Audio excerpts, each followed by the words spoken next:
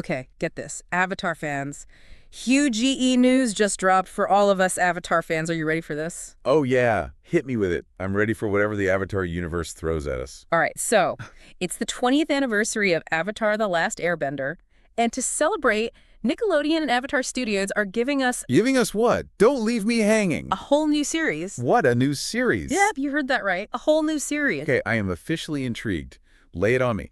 What do we know? All right, so it's called Avatar 7 Havens. And get this, it takes place after The Legend of Korra. So we're talking. After Korra. Wow. Okay, so new Avatar, new era. I like it already. Any hints about what we can expect? Well, the IGN article we're looking at here describes it as a dangerous era. Dangerous era. Okay. And get this, they're saying the Avatar is seen as a potential destroyer, not a savior. Hold on. The Avatar, a destroyer. That's like the opposite of what we're used to, right? I know, right? It's like they flip the whole concept of the Avatar on its head. So if the Avatar isn't the savior, then what's going on in this dangerous era? Well, that's where things get even more interesting. This new Avatar is a young Earthbender, and they have a long-lost twin. Whoa, a twin. Now that's a twist. We're talking a world in chaos, a feared Avatar A&D, a protagonist grappling with a missing piece of themselves. That's heavy stuff right there. No kidding. It feels like we're about to explore some seriously uncharted territory in the Avatar universe. Totally. And you know what else is wild? The article mentions that this world has been shattered by some kind of cataclysm. No details on what caused it, how it affected bending, or the spirit world. It's a complete mystery. Okay, so we've got a world recovering from disaster, an Avatar who's seen as a threat, and a protagonist with a missing twin. This isn't just a new series. It's like a whole new mythology for the Avatar universe. Right, and Yeah. it makes you think, what even is the Avatar's role in a world like this? Exactly. Is it about restoring balance like we've always seen? Or is it about something totally different now, adapting to a world that's been completely reshaped? I mean, that's a really good question. What does it even mean to be the Avatar in a world that fears you? Okay, so tell me more about this series itself. What do we know about the format, the animation? Is it going to feel like the shows we know and love? So it's going to be 26 episodes divided into two 13-episode books, like the original and Korra. Okay, so that classic structure, Yeah. but with a totally fresh story and setting. Exactly. And for animation, they're sticking with the 2D style similar to The Last Airbender and Korra. That's awesome. I'm glad they're keeping that visual style. It's so iconic. Yeah. And you want to know the best part? Okay, you've got me on the edge of my seat here. Tell me. Michael DiMartino and Bryan Konietzko, the original creators, are back at the helm. No way. Yeah. Seriously, that's huge. Yep, they said in a statement that this new Avatarverse is full of fantasy mystery and amazing new characters. Okay, but they specifically called out the mystery element, which, let's be real, is already killing us. Right, like, we have so many questions about this cataclysm, about how people view the Avatar now, about the protagonist's missing twin. It's like they've given us these puzzle pieces, but we have no idea how they fit together yet. Ugh. It's going to be a long wait to get some answers. But you know what? That's what makes this whole thing so exciting. We get to speculate. We get to dive deep into these mysteries and try to figure out what's going on. Exactly. And I think that's what we're going to do right now. Are you ready to go even deeper into this Seven Havens mystery? Yeah, absolutely. Let's do it. Okay, so one of the things that really stood out to me from this article was this whole idea of a shattered world. Like, what exactly happened? What caused this cataclysm? And how did it change everything? Right, like we've seen the Avatar world face some serious threats before. Yeah. But this sounds different. This sounds like something that fundamentally altered the course of history. Exactly. And it makes me wonder about the state of the world in Seven Havens. Is it still recovering from this disaster, or has it adapted in some way? Yeah. It's like, is this a world on the brink of collapse, or is it rebuilding itself in a whole new way? And then there's the question of how this cataclysm affected bending. Like, did it change the way bending works? Did it create new bending styles? Or maybe even cause some people to lose their bending altogether? Whoa. Imagine that. A world where bending is no longer a given. That would definitely shake things up. I know, right? And it would completely change the dynamic between benders and non-benders. Like, what if the non-benders now have the upper hand in this world? That would be a huge power shift. And it would definitely make the Avatar's job even more complicated. Right, because if the Avatar is supposed to bring balance to the world, but the world itself is so unbalanced and fractured to begin with, what does that even look like?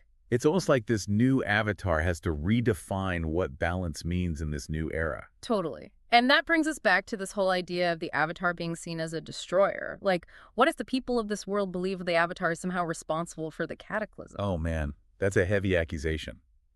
And it would definitely make it hard for the Avatar to gain the trust of the people they're supposed to protect. Exactly. Like, how do you convince people that you're there to help when they see as the source of their problems? It's like the Avatar is facing a whole new level of skepticism and distrust in this world. And then on top of all that, we have this whole mystery surrounding the protagonist's missing twin. Right. Like, where are they? What happened to them? And how does their absence play into the protagonist's journey? And what if the twin is somehow connected to the cataclysm or to the people who fear the Avatar? Oh, man. Yeah. That would add a whole other layer of complexity to this story. It's like every piece of information we get just raises more questions. And I love it. Me too. It's like the creators have given us just enough to get us hooked, but they're holding back enough to keep us guessing. Exactly. And that's what makes this whole Seven Havens announcement so exciting. It's like the start of a brand new adventure in the Avatar universe, and we get to be a part of it from the very beginning. I can't wait to see where this story takes us. Me neither. But you know what? Before we get too carried away with our own theories, I think we need to take a step back and talk about the format of this new series. Okay, good point. We know it's 26 episodes divided into 2 books. But what about the individual episodes themselves? Are they going to follow that same kind of structure that we saw in the original series in Korra? You know, I was wondering the same thing. Like, are we going to have those standalone episodes that focus on specific characters or themes? Or are they going to go for a more serialized approach where each episode builds directly on the last one? Right. And what about the pacing? Is it going to be more action-packed or more character-driven? Those are all great questions. And honestly, I don't think we'll know for sure until we see the first few episodes. True. But it's fun to speculate. And I think it's safe to say that based on everything we've heard so far, Seven Havens is going to be a very different kind of Avatar story. Oh, absolutely. It's going to be darker, more complex, and more challenging. And I, for one, am here for it. Me too. And you know what else I'm really excited about? The fact that Michael DiMartino and Bryan Konietzko are back to lead this new chapter. They created this incredible world, and it just feels right that they're the ones guiding it into this new era. I agree. They have such a deep understanding of these characters and this universe. And I trust them to do something truly special with Seven Havens. Absolutely. And I think their involvement is a sign that this new series is going to be something truly groundbreaking. You know, I was just thinking about that statement they released. The one where they said this new Avatarverse is full of fantasy, mystery, and amazing new characters. Yeah. What about it? It just makes me think about all the possibilities. Like, what kind of new characters are we going to meet? What new bending styles might we see? And what secrets about the Avatar world are they going to reveal? My mind is already racing with ideas, and I can't wait to see what they come up with. Me neither. This is going to be epic. Okay, so we've talked a lot about the new Avatar, the shattered world, the mysteries surrounding this cataclysm. But there's one more thing we need to discuss. Okay. The animation style. We know they're sticking with 2D, but what does that actually mean? How are they going to update the visuals for this new series? Right, like are they going to go for a more stylized look? Or are they going to stay true to the original aesthetic? And how are they going to depict this new world, this dangerous era that's so different from anything we've seen before? It's like they have this opportunity to create something visually stunning and truly unique. Something that captures the essence of this new Avatarverse. And I have a feeling they're going to rise to the challenge. They've always been so innovative with their animation, and I can't wait to see what they do with this new series. Me too. I'm picturing those epic landscapes, those intense bending battles, all rendered in this beautiful 2D style. It's going to be incredible. Okay. So I think we've covered just about everything we know about Avatar Seven Havens so far, but now comes the fun part. Yeah. The speculation, the theorizing. Yeah. The endless what-ifs. Exactly. We've got a new Avatar, a shattered world, a missing twin, a mysterious cataclysm, and so many unanswered questions. So where do we even begin? I say we start by diving into some of the fan theories that are already circulating online. Oh, I'm down for that. Let's see what the Avatar fandom is cooking up. All right, so I've been scrolling through Reddit and Tumblr and Twitter. The holy trinity of fandom. Exactly. And let me tell you, people are already coming up with some wild theories about Seven Havens. Spill the tea. Let's hear them. Okay, so one theory that I saw pop up a lot is that the protagonist's missing twin is actually the one who caused the cataclysm. Whoa. That's a bold one. Yeah. And it would definitely explain why the Avatar is seen as a destroyer, if people believe they're connected to the person who brought about all this chaos. Right. And it would create this really intense dynamic between the twins. Like, what if the protagonist has to confront their own sibling to save the world? That would be heartbreaking. And it would definitely make for some compelling drama. Yeah. And then there's another theory that I saw, which is that this cataclysm wasn't actually a natural disaster. Oh, intriguing. Go on, but rather it was caused by some kind of new weapon or technology. Whoa. Like something that harnessed the power of bending in a way that we'd never seen before. Exactly. And what if this weapon is still out there? What if it's the reason why this era is so dangerous? That would be terrifying. And it would raise the stakes for the Avatar even higher. They wouldn't just be dealing with the aftermath of this cataclysm, they'd be trying to prevent another one from happening. Right. And then there are all these theories about the Seven Havens themselves. Like, what are they? Where are they? And why are they so important? Yeah, some people think they're literal cities or settlements, places where people have found refuge from the chaos of the outside world. Others think they're more like philosophical concepts or ideals. Like maybe each haven represents a different path to achieving balance in this new era. That's a really interesting idea. And it would tie into the theme of the Avatar having to redefine their role in this world. Right, like maybe the Avatar has to visit each haven and learn from the people who live there in order to figure out how to bring peace and harmony to this fractured world. I love that idea. It's like a journey of self-discovery for the Avatar, but also a journey that takes them all across this new and uncharted Avatar-verse. Okay, so we've got some theories about the twin, about the cataclysm, about the Seven Havens. What else is the fandom buzzing about?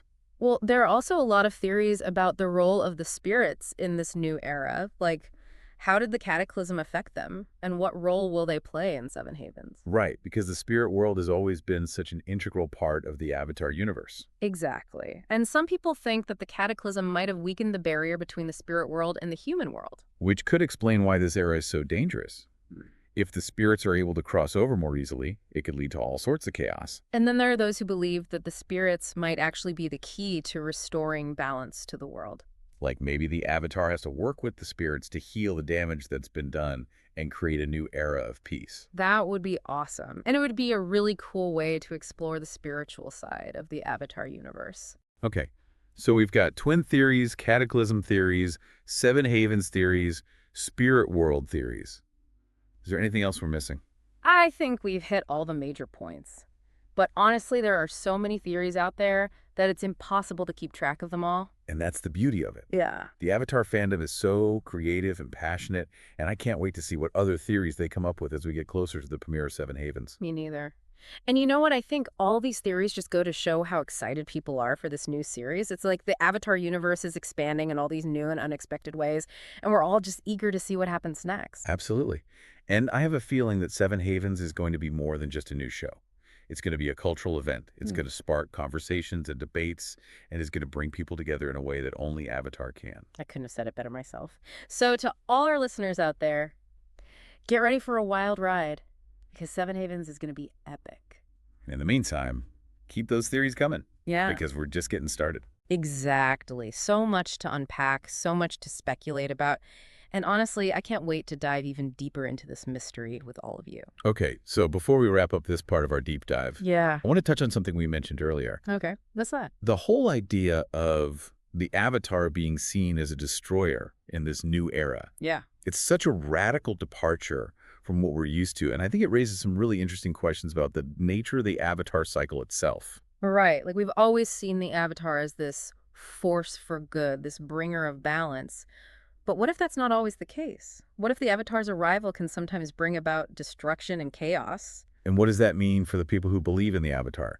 Do they hold on to their faith even when the Avatar seems to be working against them? Those are some really heavy questions, and I think they speak to the complexity of this new era that we're entering. It's not just a different time period, it's a different world with different rules and different expectations. And that's what makes this so exciting.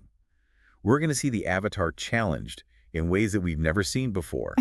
And I think it's going to force us to reconsider what we thought we knew about this universe. Totally. And you know what else I find really intriguing about this whole destroyer concept? What's that? It makes me wonder if the Avatar themselves is struggling with their identity. Like, what if they're not sure if they're meant to be a savior or a destroyer? What if they're questioning their own purpose? Oh, man. That would add a whole other layer of depth to this character, and it would make their journey even more compelling to watch. Right, because we're not just seeing them fight external battles, we're seeing them wrestle with their own internal demons as well. And you know what? That kind of internal conflict can be just as powerful and dramatic as any physical fight. Absolutely. And it's something that Avatar has always done so well, exploring the inner lives of its characters and showing us how their personal struggles connect to the larger conflicts in the world. Okay, so we've got the external conflict of a shattered world and a feared avatar. And then we've got the internal conflict of the avatar struggling with their own identity and purpose. It's like a perfect storm of drama. Yeah. And I can't wait to see how it all unfolds. Me neither. This is going to be one for the ages. Okay. So I think we've officially reached peak speculation levels for now, but I have a feeling that we're just scratching the surface of what Seven Havens has in store for us. Oh, yeah. This is just the beginning, and I can't wait to see where it all leads. Me neither. And you know what? I think this whole conversation just goes to show how powerful storytelling can be. Absolutely. Like, we're just talking about a fictional world here. Yeah. But the themes and ideas that Avatar explores are so universal and so relevant to our own lives. Right. It's about finding your place in the world, about facing your fears, about overcoming adversity. And those are things that everyone can relate to. Exactly. And I think that's why Avatar has resonated with so many people across generations. It's a story that speaks to the human experience in a way that few other stories can. And I have a feeling that Seven Havens is going to continue that legacy. It's going to challenge us to think differently about the world and about ourselves. Yeah, and I think that's something we can all look forward to. Absolutely. I can't wait to see what this new chapter brings. Me neither. And with that, I think we're going to wrap up this first part of our deep dive into Avatar Seven Havens. Stay tuned for part 2, where we'll be diving even deeper into the mysteries of this new era and exploring some of the potential connections to the Aang movie. We'll be back soon with more theories, more speculation, and more excitement about the future of the Avatar universe.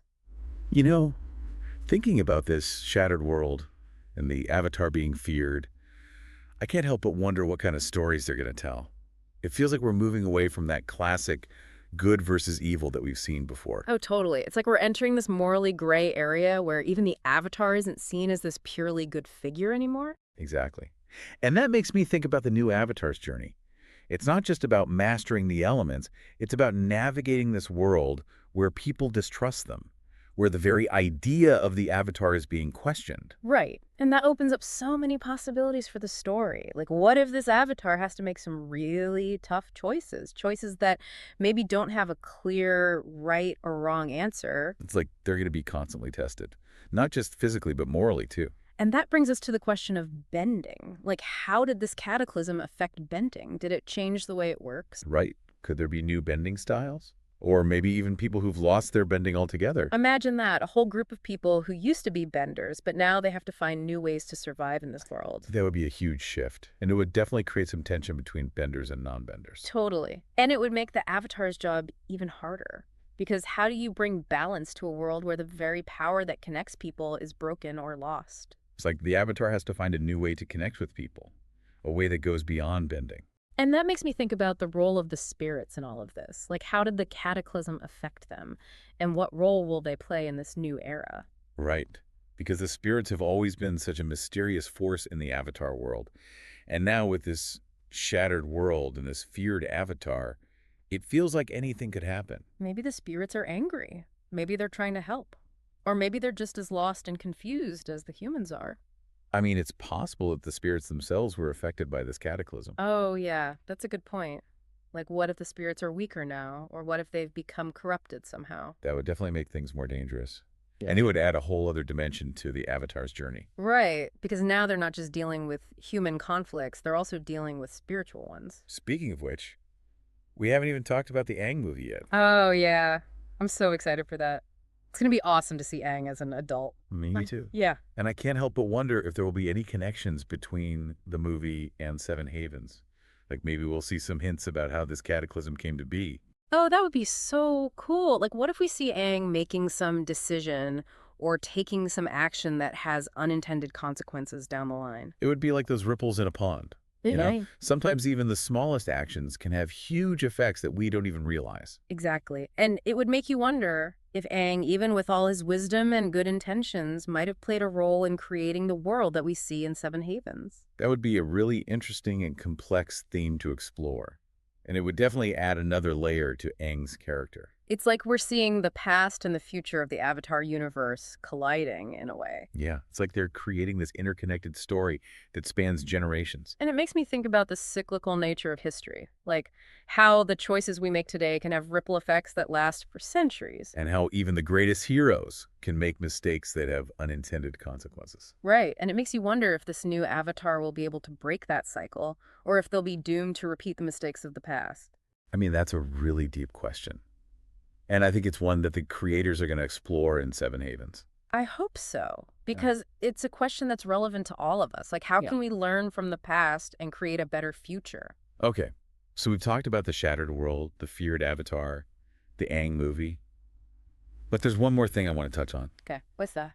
The fact that Michael DiMartino and Bryan Konietzko are back to helm this new chapter. It just gives me so much confidence in this project, because they're the ones who created this world. Yeah. And they understand it better than anyone. Totally. And their involvement is a sign that they're passionate about this story. Yeah. That they have something important to say. Exactly. And I think their vision is going to shine through in every aspect of Seven Havens, from the animation to the music to the characters. I agree. And I think it's going to be amazing to see how they've evolved as storytellers since the original series. And Korra. Like, what new ideas are they going to bring to the table? What new themes are they going to explore? And what kind of impact are they going to make on this generation of Avatar fans? I can't wait to find out. It's like we're witnessing the birth of a new era in the Avatar universe, and it's gonna be epic. You know, we keep talking about this dangerous era, right? But I think what's really fascinating is how that danger translates into moral ambiguity. Like, it's not just about physical threats. It's about this blurring of lines between good and evil. Right. It's like the whole world is in this shades of gray kind of space, and that's something we haven't really seen in Avatar before. Exactly, and that makes me think about the choices that this new Avatar is going to have to make. They won't always have a clear-cut good option. Like, what if they have to choose between two bad options? Or what if they have to do something that seems wrong in order to achieve a greater good? It's like those classic Avatar dilemmas, but amplified. Like tenfold. And it makes you wonder, will this Avatar be able to hold on to their ideals in a world that is so morally compromised? Or will they be forced to compromise themselves in order to survive? And what if their idea of what's right clashes with what the people in this world believe? Oh, man. That would be an interesting conflict. Like, what if the Avatar tries to do something that they think is good, but it backfires because it goes against the cultural norms of this new world? It's like they have to figure out how to be the Avatar in a world that doesn't necessarily want or need them in the traditional sense. And that brings us back to that whole idea of the Avatar as a potential destroyer. Right. Like, what if they actually do cause some destruction, but it's unintentional? Or what if it's a necessary evil to achieve some greater goal? It's like they're walking this tightrope, trying to balance their own power with the needs of the world. And it's a world that's constantly shifting and changing. It makes you think about the responsibility of being the Avatar. Like, it's not just about mastering the elements and defeating villains. It's about making really tough choices that could have far-reaching consequences. And I think that's what makes this new era so compelling. It's not just about action and adventure. It's about exploring those deeper questions of morality and responsibility. You know what I'm also really curious about? The animation style for this new series. Like, we know it's going to be 2D, but I wonder how they're going to translate that dangerous era into the visuals. Right. Like, is it going to be darker, grittier, more realistic? Or maybe they'll go in a completely different direction. Maybe they'll use the animation to emphasize the moral ambiguity of this world, like using shadows and light to represent the struggle between good and evil. Oh, that's a cool idea. Like, visually representing that internal conflict that the Avatar is going through. And I wonder how they're going to depict the cataclysm itself. Like, is it going to be this epic, destructive event? Or maybe they'll show it in a more subtle way, focusing on the aftermath and how it's changed the landscape and the people. I think no matter what they do with the animation, it's going to be visually stunning. They've always pushed the boundaries with their animation style. And I have a feeling they're going to do something really special with Seven Havens. Absolutely. Okay, so we've talked about the moral ambiguity, the animation, but there's one more thing I want to touch on before we wrap up. Yeah, what's that? The legacy of Avatar, like the original series and Korra, have had such a profound impact on so many people. Totally. It's a story that's transcended generations. And it's taught us so much about compassion, empathy, and the importance of understanding different perspectives. Exactly. And I think that's what makes Seven Havens so exciting. It's not just a new show, it's a continuation of that legacy.